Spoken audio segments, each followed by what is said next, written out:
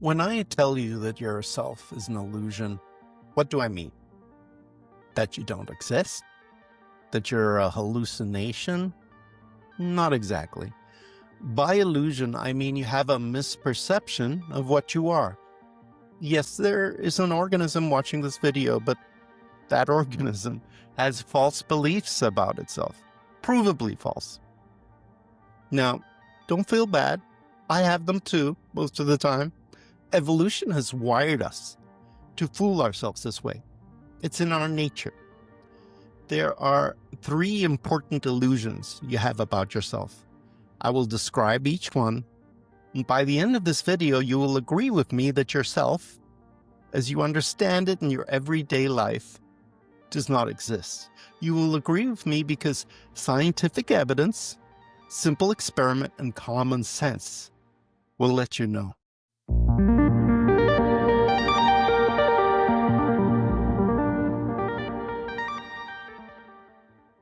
There is a famous experiment in neuroscience.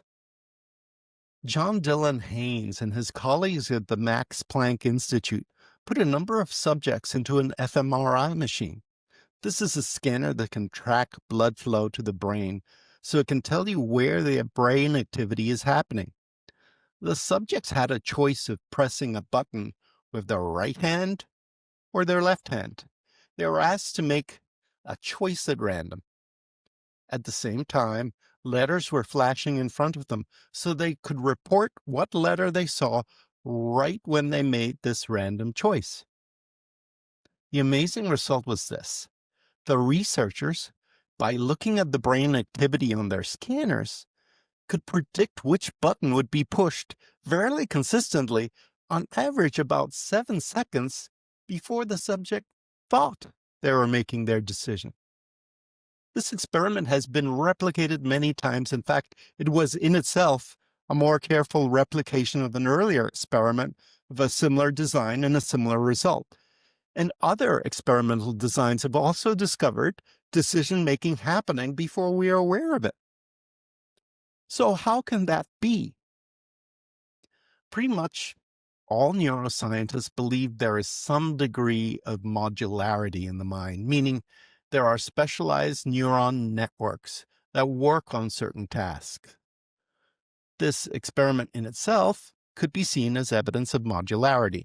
You can watch my video on modularity if you want to learn a little bit more about the evidence for it and the debates about it. But what is happening here? It seems like we have a part of the brain that is making the decision, and after it makes the decision, it passes it on to the part of the brain that is aware of the decision. The scanner can see the decision being made, and then the decision gets passed to awareness, which thinks it is deciding. There are many choices we make that do seem to happen in our consciousness, right? Which kind of granola should I buy? Well, this one's cheaper. Let me get this one. But there is also a lot of decision-making that happens under the hood that we aren't aware of. If you've played a musical instrument or even speak a language, you know there are some decisions you come to, what key on the keyboard your finger will fall on, how you will conjugate a verb, that are really very complex decisions, yet we make them without really puzzling them out. This kind of decision-making, too, lies beneath our consciousness. Even before Freud and his writings on the subconscious, we had figured out that there was a lot happening in our minds that we are not aware of. If we take this idea of modularity seriously, then our minds are like a parliament of the self. The modules in your mind are like members of the parliament. There are unruly backbenchers in your parliament, louts yelling for sex, food, power, or fearful representatives screeching about possible peril at every instance. There are specialist technicians. A language specialist is over there scribing by the well of the parliament. A visual perception specialist working on an image.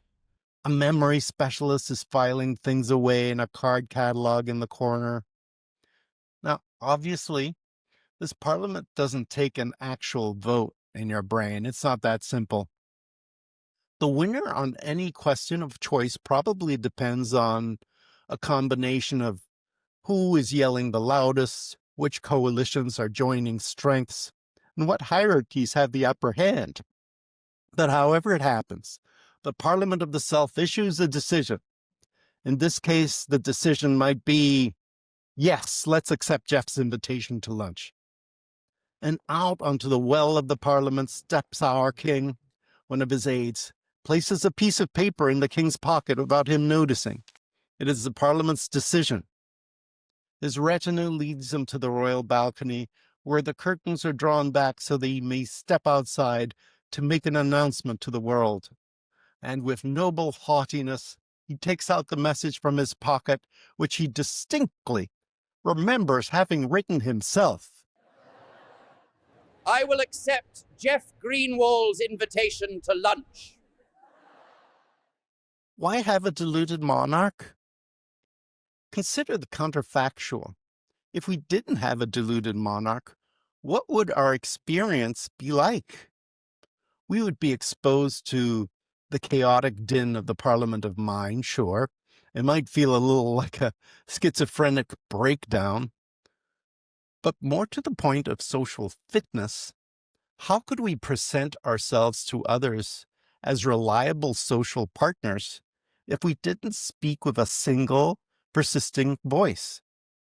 Just as how a Secretary of State has to ignore the competing and often conflicting interests of her country's constituencies and speak to foreign diplomats with a unitary view and a unitary policy, so our deluded monarch is there to represent us in a consistent way. Survival in our ancestral environment, and even more so in the complex social world we inhabit now, depends on our ability to form pacts and alliances. There may also be some self-regulatory benefits to having a deluded monarch. By having the marker of the deluded monarch's balcony address, we can regulate our impulses so that they serve our organism's interests. Hearing ourselves make the royal announcement that we intend to do or seek something may help us to commit to that action. It may let the modules know that the matter is closed for the moment. Now, it could be that knowing that your monarch is deluded and he or she is not really running the show could lead you to a dark place of fatalism or nihilism, but I don't think it needs to. Celebrating the fact that you contain multitudes, to echo Walt Whitman's phrase, can actually be liberating. It can make you more, not less. And knowing that we are acted upon by these inner forces can let us be a bit gentler on ourselves too, and more compassionate to others. Have you ever played peekaboo with a baby? They love to have their view blocked and then the obstruction removed. It brings them delight. The standard formulation that we get from the developmental psychologist Jean Piaget and others is that they are learning about object permanence at these moments. The child is learning that things remain in existence even when they don't see them. But there is another lesson from the peekaboo game, isn't there? What if you reverse the chain of causation? What if instead of discovering that the thing out in the world is not dependent on the thing in your mind, object permanence, you discovered that the thing out in your mind is dependent on the thing out in the world? Well, it's clear, isn't it? The object in the baby's mind disappears when the input is stopped. Daddy? No, daddy. The object in the world is different and distinct from the sensing of this object in their mind. I say this is a lesson, but do I think the baby learns it? No, I do not. It's a very simple experiment with a very simple outcome, but the baby does not reach this conclusion. Why do I say that? Why am I so confident of that? Because it's difficult even for us as adults to achieve that sort of metacognition, isn't it? So it's a bit far-fetched to think that a baby would. When you see a red ball in front of you, do you think, hmm, there is a symbolic representation of a ball in my mind? No, you just think there's a ball. Mind object is identified completely with physical object. You might say, well, it's pretty much the same thing. That's why I don't need to make the distinction. But is it? Imagine there is a red ball in front of you. Is it really red? Well, what is red? Red is the property of reflecting light of a certain wavelength, specifically of wavelength of between 620 and 750 nanometers. The property of red is the way the brain encodes that particular wavelength. Color is a property of mind rather than a property of the world. The representation we have of the world is just a symbolic representation. To take it further, there are many dimensions and representations of that ball that are absent in your consciousness. Imagine you're a bat. You might be able, with your echolocation system, to sense the contour of the ball. Maybe bats sense the material of things, because rubber balls definitely reflect sound differently than, say, glass. So if a bat could talk, it might be able to tell you more about the ball than you could. Imagine you were a dog. With your ultra-sensitive olfactory sense, you might be able to deduce who owns that ball, that it really belongs to that dastardly cat down the road. But you don't have any of that information. You do have a pretty decent, but still incomplete register about that ball, though. It's almost like we go through life with a virtual reality headset on. We can see a lo-fi representation of reality, and we can interact with it, but we don't fully know the true world. Saying consciousness is like a VR headset is not an original metaphor. It's been used many times before as a metaphor for consciousness. But there's something wrong with the metaphor. The thing wrong with it is why the section is called the point of consciousness illusion rather than just the consciousness illusion. Yes, our perception of reality is an illusion, but it goes further than that. In video games, there is somebody inside the virtual reality headset. There's no little person inside us. We are not the person in the VR headset. We are the headset. Now, this headset has other wonderful features other than just reproducing reality, like reasoning, emotions, memory, but we are the headset. Why is that distinction important? Imagine you're looking at a ball. Listen to the language you use. I am looking at the ball. But really, the ball is in your mind, isn't it? So let's bring the ball into your mind with color added. I am looking at the red ball in my mind. What is the I? Why is it distinct from the ball? Well, the ball is just a sensorial representation, you say. So that information doesn't count as you? Okay, but if our sight doesn't count as us, we should probably lose the other senses too, right? So no smell, taste, touch, hearing, those things aren't us. Memory? Well, memory is made up of sensorial inputs, so no memory either. Imagine we were born with none of that. Helen Keller was deaf and blind, but at least she had touch. We have nothing. And no memory of anything either. No access to culture or learning. Sure, there is some hardwiring in our heads, like the hardwiring that we use to learn language, but with no input, it's no good to us. With no sensorial input, there's no thought. What will we think? What is left? Is that ourself? Nothing? Or maybe, just maybe, we are those sensorial inputs. Maybe we are the secondary products of those inputs too, emotions, thoughts, learnings, our body processes. They are all downstream of our senses. But if that is so, if our sensorial inputs are us, then we are the ball. There is no I inside us, no point of consciousness from which you survey everything.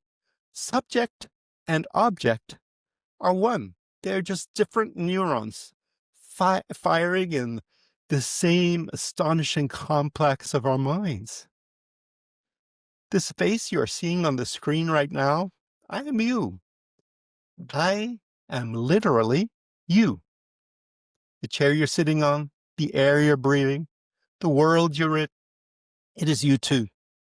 Maybe there is a you, and that you is everything around you, or maybe there is no you at all. Frankly, it's just a semantic distinction. I'll leave it up to you to decide on that, whoever or whatever you is.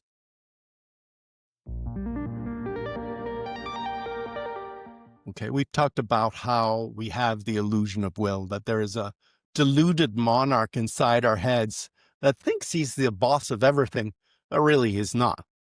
We've also talked about how that monarch thinks he's the center of the world, but really there is no center. Every fly, every doorknob, every speck of dust has as much claim to a royal centrality as our monarch. Our illusion of self goes one step further. We spend most of our waking life creating stories about this monarch. If you have ever tried to meditate, you know that your mind is very, very difficult to quiet. Neuroscientists tell us that when our mind has nothing else to do, our default mode network kicks in. What do we think about when we're thinking about nothing in particular? Oh, plenty of things. We run social simulations where we are essentially rehearsing for social situations in the future. We are thinking about our biography and integrating it into a story about ourselves. We're making short-term plans. I've got to buy milk on my way home tonight. And long-term plans too. Maybe I should change careers or buy a house. We're evaluating our social circle, nursing grievances, celebrating friendships, or finding strategies. When we have nothing else to do, we create a set of narratives that acts as a bridge to society. On one side of the bridge, these stories help regulate our behavior. Having imagined an ideal self and also an ought self, which is a bit different, helps us be a little more like how we want to be. We know who we are aiming to be, and we'll probably feel bad if we don't live up to that image. So the story disciplines us and shapes us. On the other side of the social bridge, our narrative self helps us find a niche in society, a place where we can fit in. It lets us advertise to others what we have to offer. This is who I am. Wouldn't it be great to have me as a friend or lover or employee or member or whatever? Is there an evolutionary value to having a narrative self? Yes, absolutely. Scientists tell us that around 20% of our body's calories are burned by the brain, and the vast majority of those calories are consumed by the default mode network. That would not happen if there wasn't some adaptive value to the system. But that doesn't mean the system runs perfectly all the time. That doesn't mean it doesn't have trade-offs. The downsides are states like depression, anxiety attacks, guilt loops, pits of shame. When we don't live up to our ideal self, we get these emotions, and sometimes the emotions don't help fix the problem. They make it worse. They don't discipline us. They sink us down further. And we also get that everyday feeling that life isn't quite satisfactory, that there's something missing. This is what the Gautama Buddha called dukkha, or dissatisfaction. Do you think you could take just a 10-second holiday from your default mode network? For 10 seconds, just pay attention to what is happening in you and around you. What are you hearing? What are you feeling? What are you thinking right now? Just watch. Try. I'll wait.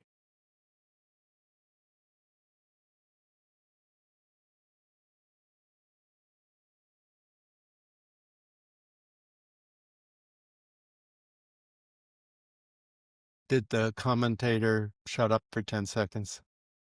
Now answer me this. And there's no right answer to this question. What is more real to you? Your presence in the life in you and around you, or the chatter in your mind? Look, we are wired to delude ourselves. These three illusions of self, of will, of point of consciousness, of narrative. They are how we experience life. And you know what? Self is not a useless illusion, but it is a trade off adaptation. What does that mean? It means evolution gave it to us because it made us fitter to survive, but it also introduces real vulnerabilities to our organism, things that not only make us unhappy, but also less effective. If we can see through the illusions of ourself, we can tame those vulnerabilities and come out steadier, stronger, more connected, and more content. How do you do it? Well, I can tell you how I try to do it. That's with an everyday practice of meditation, of trying to be present with others, with myself. I do not try to get rid of the stories. I'm not sure I'd be able to do that, frankly, but I do make a practice of reminding myself that they are stories. If you found this video interesting or useful, please like and subscribe. You can go to my website's blog, williamgadea.com, if you want to see a transcript of this talk with links to sources. If you disagree or think I've missed something, tell me in comments. I hope you visit again soon.